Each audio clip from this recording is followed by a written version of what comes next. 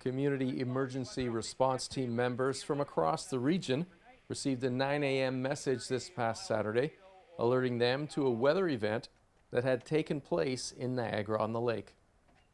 The tornado wasn't real, but their weekend training exercise was designed to mirror a real-life emergency that could present itself at any moment. It's a lot of effort. We've been planning for a number of weeks now for this half-day event. We have some actors coming in, we have some mannequins coming on standby, we have about 6 people coming in to help us judge and plan for the event. And overall, we hope it's a good about 4 hours where our volunteers get to come in and get some realistic training. What are the specifics of the scenarios they'll be presented with when they arrive? Yeah, so what we're planning on today is a severe weather event in northern Niagara. We have a major impact that's near the site that fire, police, and EMS are all responding to. And then our CERT volunteers are around the perimeter, so checking the trails, the buildings in the area around where that storm and tornado has impacted, and addressing any emergencies they see there, be it building damage, fires, injured people, or this general situational reporting. Ready? Ready? 1, 2, 3. What will you and some of your team be looking for as you kind of rotate around the area? So as we go through, our volunteers are going to have to practice their first aid skills, their rescue skills, and as sort of evaluators and the coordinators of the team, we're looking to make sure they can do it effectively, but also in a safe and efficient manner as well. So not only can they help others, but we're making sure that they're safe as they're doing it. CERT volunteers started arriving minutes after they were notified, excited for the opportunity to put their classroom training to use.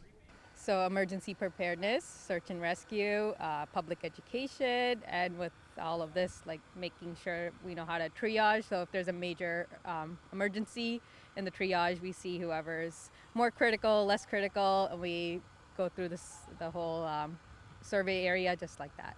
Ben, this is Team 4 Alpha.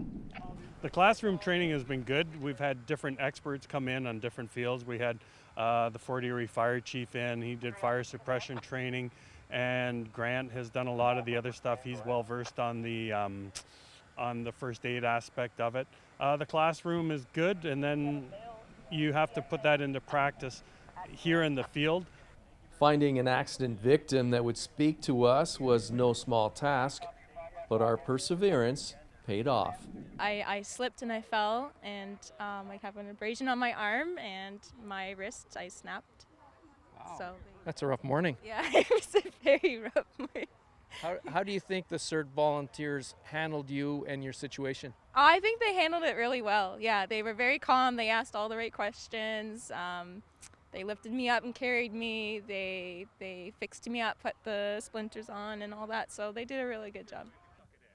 CERT has been endorsed by local police, fire, and EMS services since they were established in 2022.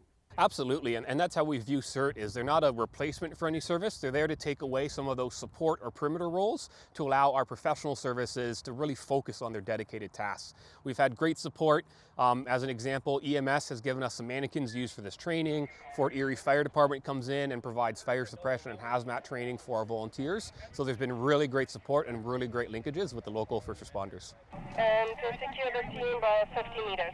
In Niagara, you're watching The Source on your TV. Command, say again.